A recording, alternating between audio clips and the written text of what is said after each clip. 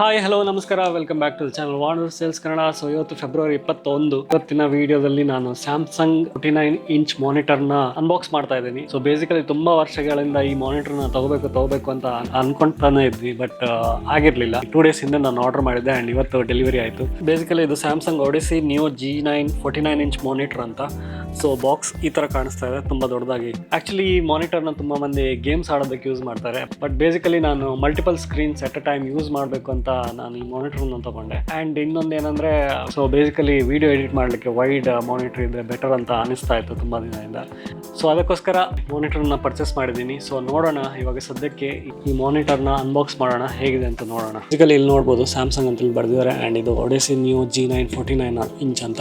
And ಇದು QHD screen ಬರುತ್ತೆ with cloud screen. And 240 ಇದರ ರಿಫ್ರೆಶ್ ರೇಟ್ ಬಂದು 240 ಹರ್ಟ್ಸ್ ಇರುತ್ತೆ.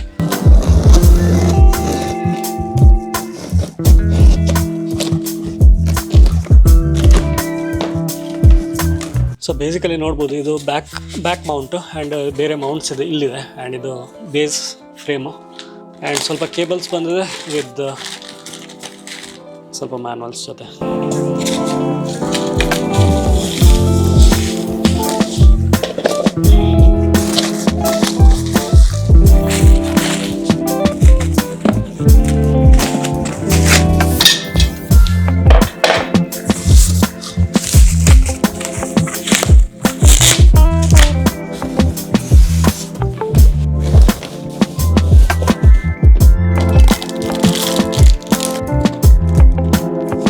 ಸೊ ಓಪನ್ ಮಾಡಿದ್ದೀನಿ, ಈ ಥರ ಕಾಣಿಸ್ತಾ ಇದೆ ಫ್ರೇಮು. ಇಲ್ಲಿ ಮೌಂಟ್ ಫಿಕ್ಸ್ ಮಾಡಬೇಕು ಆ್ಯಂಡ್ ಬೇಸ್ನೆಲ್ಲ ಫಿಕ್ಸ್ ಮಾಡಬೇಕು. ಸೊ ಮಾಡೋಣ. ಸೊ ನಾನು first back mount and base ಫ್ರೇಮ್ನ ಇನ್ಸ್ಟಾಲ್ ಮಾಡ್ತಾ ಇದ್ದೀನಿ.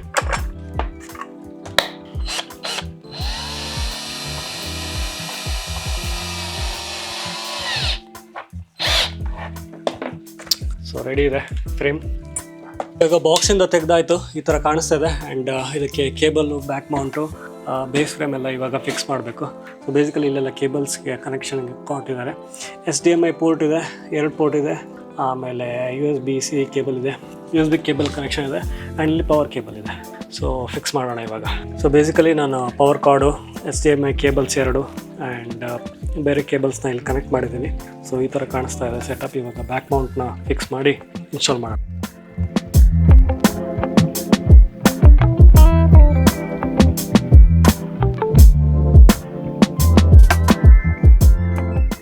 ಸೊ ಫೈನಲಿ ಆಯಿತು, back mount, base Mount and cables ಎಲ್ಲ ಫಿಕ್ಸ್ ಆಯಿತು. ಆ್ಯಂಡ್ ಈ ಥರ ಕಾಣಿಸ್ತಾ ಇದೆ. ಸ್ವಲ್ಪ ಟ್ರಿಕ್ಕಿ ಇದೆ, ಆಗುತ್ತೆ. ಈ ಗೈಡ್ನ ಫಾಲೋ ಮಾಡೋದು ಸ್ವಲ್ಪ ಕನ್ಫ್ಯೂಷನ್ ಆಗ್ತಿತ್ತು. ಸೊ ಸಂಭವ ಆಯಿತು. ಇವಾಗ ಇದನ್ನು ಸ್ಟ್ರೈಟಾಗಿಟ್ಟು ಆಮೇಲೆ ನೋಡೋಣ ಹೇಗೆ ಕಾಣಿಸುತ್ತಂತ.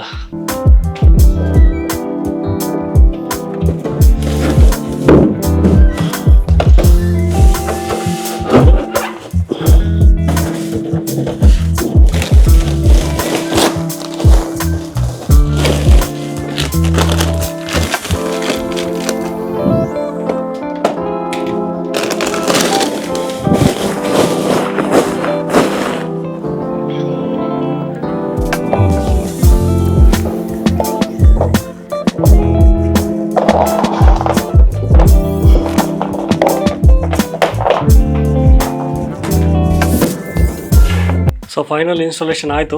ಈ ಥರ ಕಾಣಿಸ್ತಾ ಇದೆ. 49-ಇಂಚ್ ವೈಡ್ ಆ್ಯಂಗಲ್ ಸ್ಕ್ರೀನ್ ಇದು. ಆ್ಯಂಡ್ ಕರ್ವ್ ಇದೆ, ನೋಡ್ಬೋದು. ಈ ಥರ ಕರ್ವ್ ಕಾಣಿಸ್ತಾ ಇದೆ. ಹಿಂದ್ಗಡೆಯಿಂದ ಈ ಥರ ಇದೆ. ಸೊ ಇದನ್ನು ಟೇಬಲ್ ಮೇಲೆ ಫಿಕ್ಸ್ ಮಾಡೋಣ ಇವಾಗ. ಸೊ ಫೈನಲಿ ಇನ್ಸ್ಟಾಲ್ ಆಯಿತು. ಈ ಥರ ಕಾಣಿಸ್ತಿದೆ. ಬಟ್ ಟೇಬಲ್ ಸ್ವಲ್ಪ ಶಾರ್ಟ್ ಆಯಿತು ಅನಿಸುತ್ತೆ. ಫ್ರೇಮ್ ಸ್ವಲ್ಪ ಆಚೆ ಕಡೆ ಇದೆ, ಇಲ್ಲೂ ಸ್ವಲ್ಪ ಆಚೆ ಕಡೆ ಇದೆ. ಬಟ್ ನೋಡೋಣ ಹೇಗೆ ಇದೆ ಅಂತ. ಬಟ್ ಈ ಥರ ಕಾಣಿಸ್ತಾ ಇದೆ. ಸೊ ಸ್ಕ್ರೀನ್ನ ಸ್ವಿಚ್ ಆನ್ ಮಾಡೋಣ ಇವಾಗ. ಪವರ್ ಬಟನ್ ಇಲ್ಲಿದೆ. Samsung Odyssey. Okay, connect to HDMI ಅಂತ ಹೇಳ್ತಾ ಇದೆ I think. Okay, there is no signal. We need to connect to an HDMI port. So let me connect it. Almost 1.5 hour ತೊಗೊಂಡೆ installation and display settings ಏನು ಅಂತ ಗೊತ್ತಾಗೋದಕ್ಕೆ. So final ಈ ಥರ ಕಾಣಿಸ್ತಾ ಇದೆ. ನಾನು ನನ್ನ ಲ್ಯಾಪ್ಟಾಪ್ನ ಕನೆಕ್ಟ್ ಮಾಡಿದ್ದೀನಿ. ಆ್ಯಂಡ್ ಇದು 49-ಇಂಚ್, ನಂದು ಇದು 15-ಇಂಚ್ ಮಾನಿಟರ್. ಸೊ ನೋಡ್ಬೋದು 49-ಇಂಚ್ ವೈಡ್ ಆ್ಯಂಗಲ್. ಬೇಸಿಕಲಿ ಇದರಲ್ಲಿ ಮಲ್ಟಿಪಲ್ ಸ್ಕ್ರೀನ್ನ ನೀವು ಯೂಸ್ ಮಾಡ್ಕೋಬೋದು. ಸೊ ನಾನು ಅಲ್ಲಿ ತೋರಿಸ್ತೀನಿ. ಸೊ ಇದೊಂದು ಸ್ಕ್ರೀನ್ ಆದರೆ ಯೂಶ್ವಲಿ ನಾನು ವೀಡಿಯೋ ಎಡಿಟ್ ಮಾಡ್ತೀನಿ ಈ ಸ್ಕ್ರೀನಲ್ಲಿ. ಆ್ಯಂಡ್ ಅದ್ರ ಜೊತೆ ಇದನ್ನು ಕನೆಕ್ಟ್ ಮಾಡ್ಕೋಬೋದು ಈಗ.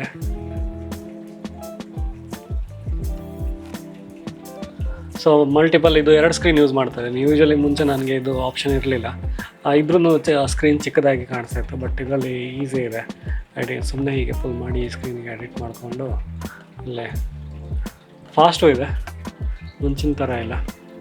ಸೊ ನೋಡ್ಬೋದು. ಆ್ಯಂಡ್ ಅದು ಬಿಟ್ಟರೆ ಇದು ಮೂರು ಆಪ್ಷನ್ಸು ಇದೆ, ಮಲ್ಟಿಪಲ್ ಸ್ಕ್ರೀನ್ಸು. ಸೊ ಯಾವ್ದು ಬೇಕೋ ಅದನ್ನು ನೀವು ಚೂಸ್ ಮಾಡ್ಕೋಬೋದು. ಆ್ಯಂಡ್ ನೀವೇನಾದರೂ ಸ್ಟಾಕ್ ಮಾರ್ಕೆಟ್ಸ್ ಎಲ್ಲ ಫಾಲೋ ಮಾಡೋದಾದರೂ ಈ ಸ್ಕ್ರೀನ್ ತುಂಬ ಹೆಲ್ಪ್ ಆಗುತ್ತೆ, ಬಿಕಾಸ್ ಮಲ್ಟಿಪಲ್ ಸ್ಕ್ರೀನ್ಸ್ನ ತುಂಬ ದೊಡ್ಡದಾಗಿ ನೀವು ನೋಡ್ಕೋಬೋದು. ಆಮೇಲೆ ಇನ್ನೊಂದೇನಾದರೂ ಇದನ್ನು ಫುಲ್ ಸ್ಕ್ರೀನ್ ಮಾಡಬೇಕು ಅಂದರೆ ಫುಲ್ ಸ್ಕ್ರೀನ್ ಮಾಡ್ಕೋಬೋದು, ಫುಲ್ಲಾಗಿ ಕಾಣಿಸುತ್ತೆ ಯಾವ್ದು ಆಪ್ಷನ್ಸ್ ಇದೆ ಅಂತ. ಆ್ಯಂಡ್ ಸ್ಪೀಡು ಚೆನ್ನಾಗಿದೆ. ಇಲ್ಲ ಬೇರೆ ಆಪ್ಷನ್ಸು ಇಲ್ಲೇ ಸಿಗುತ್ತೆ ನಿಮಗೆ, ಯಾವ್ದು ಬೇಕೋ ಅದನ್ನು ನೀವೇ ಸೆಲೆಕ್ಟ್ ಮಾಡ್ಕೋಬೋದು. ಬೇಸಿಕಲಿ ಈ ಥರ 3 ಸ್ಕ್ರೀನು ಯೂಸ್ ಮಾಡ್ಕೋಬೋದು. ಇಲ್ಲೊಂದು ಸ್ಕ್ರೀನು ಬೇಕಾದ್ರೆ ಇದು ಸೆಲೆಕ್ಟ್ ಮಾಡ್ಬೋದು ಇಲ್ಲಿ. ಆ್ಯಂಡ್ ಫೈನಲಿ ನಾನು ಇಲ್ಲಿ ಬೇಸಿಕಲಿ ಈ ಥರ 3 ಸ್ಕ್ರೀನ್ ಮಲ್ಟಿಪಲ್ ಸ್ಕ್ರೀನ್ಸ್ನ ದೊಡ್ಡದಾಗಿ ಚೆನ್ನಾಗಿ ಯೂಸ್ ಮಾಡ್ಕೋಬೋದು. ಬೇಸಿಕಲಿ ಈ ಮಾನಿಟರ್ ಕೆಳಗಡೆ ಇಲ್ಲಿ ಆಪ್ಷನ್ಸ್ ಕೊಟ್ಟಿದ್ದಾರೆ, ಬೇರೆ ಮೆನು, ಸೋರ್ಸ್, ಪವರ್ ಆಫ್ ಮಾಡೋದಕ್ಕೆ ಆ್ಯಂಡ್ ಡಬಲ್ ಮಾನಿಟರ್ ಯೂಸ್ ಮಾಡೋದಕ್ಕೆ. ಸೊ ಈ ಥರ ಆಪ್ಷನ್ಸ್ ಇದೆ. ನಿಮಗೆ ಗೇಮ್ ಸೆಟ್ಟಿಂಗ್ಸ್ ಎಲ್ಲ ಚೇಂಜ್ ಮಾಡಬೇಕಾದ್ರೆ ಚೇಂಜ್ ಮಾಡ್ಕೋಬೋದು. Response time, picture quality, brightness increase ಮಾಡ್ಕೋಬೋದು. ಡಿಸ್ಪ್ಲೇ ಟೈಮ್, ಆ ಥರ ಬೇರೆ ಆಪ್ಷನ್ಸು ಇಲ್ಲಿ ಕೊಟ್ಟಿದ್ದಾರೆ. ಬೇಸಿಕಲಿ ಇಲ್ಲಿ ರಿಫ್ರೆಶ್ ರೇಟ್, ರೆಸ್ಪಾನ್ಸ್ ಟೈಮ್ ಎಲ್ಲ ಕಾಣಿಸುತ್ತೆ ಎಷ್ಟಿದೆ ಅಂತ. ಸೊ ನಿಮಗೆ ಯಾವ ಥರ ಬೇಕೋ ಆ ಥರ ಸೆಟ್ ಮಾಡ್ಕೋಬೋದು ಇದರಲ್ಲಿ. ಆ್ಯಂಡ್ ಇನ್ನೊಂದೇನೆಂದರೆ ಇದ್ರ ಹಿಂದ್ಗಡೆ RGB ಲೈಟ್ಸ್ ಕೊಟ್ಟಿದ್ದಾರೆ. ಸೊ ಈ ಥರ ಲೈಟ್ಸ್ ಆಗ್ತಾ ಇರುತ್ತೆ. ಹೆಡ್ಫೋನ್ಸ್ ಪ್ಲೇಸ್ ಮಾಡೋದಕ್ಕೂ ಇಲ್ಲಿ ಜಾಗ ಕೊಟ್ಟಿದ್ದಾರೆ ಹಿಂದ್ಗಡೆ. ಸೊ ಈ ಥರ ಪ್ಲೇಸ್ ಮಾಡ್ಕೊಬೋದು ಹಿಂದ್ಗಡೆ. So finally 49 inch monitor install ಮಾಡಿ ಆಯಿತು. ಆ್ಯಂಡ್ ಆವಾಗಿಂದ ಆಲ್ಮೋಸ್ಟ್ 2 hours ಯೂಸ್ ಮಾಡಿದೆ. ತುಂಬಾ ಚೆನ್ನಾಗಿದೆ ಯೂಸ್ ಮಾಡೋದಕ್ಕೆ. ಹೋಪ್ಫುಲಿ ಈ ಅಪ್ಗ್ರೇಡ್ ತುಂಬ ಹೆಲ್ಪ್ ಆಗುತ್ತೆ ನನಗೆ ವಿಡಿಯೋ ಎಡಿಟ್ ಮಾಡಲಿಕ್ಕೆ ಆರ್ ಮಲ್ಟಿಪಲ್ ಸ್ಕ್ರೀನ್ಸ್ ಯೂಸ್ ಮಾಡೋದಕ್ಕೆ. ಆ್ಯಂಡ್ ಇನ್ನೇನಾದರೂ ರಿವ್ಯೂಸ್ ಫ್ಯೂಚರಲ್ಲಿದ್ದರೆ ನಾನು ನಿಮಗೆ ಅಪ್ಡೇಟ್ ಮಾಡ್ತೀನಿ. ಸದ್ಯಕ್ಕೆ ಈ ವಿಡಿಯೋನ ಇಲ್ಲೇ ಎಂಡ್ ಮಾಡ್ತಾಯಿದ್ದೀನಿ. ನಂಗೆ ಕಮೆಂಟ್ ಬಾಕ್ಸಲ್ಲಿ ತಿಳಿಸಿ ಈ ಮಾನಿಟರ್ ಬಗ್ಗೆ ನಿಮ್ಗೆ ಏನು ಅನ್ಸುತ್ತೆ ಅಂತ. ಸೊ ಸಿಗೋಣ ನೆಕ್ಸ್ಟ್ ವೀಡಿಯೋದಲ್ಲಿ. ಹೋಪ್ಫುಲಿ ನೀವು ಈ ವಿಡಿಯೋನ ಎಂಜಾಯ್ ಮಾಡಿದ್ದೀರ ಅಂದ್ಕೊಂಡಿದ್ದೀನಿ. ಸೊ ಸಿಗೋಣ ನೆಕ್ಸ್ಟ್ ವೀಡಿಯೋದಲ್ಲಿ. ಅಲ್ಲಿ ತನಕ ಬಾಯ್.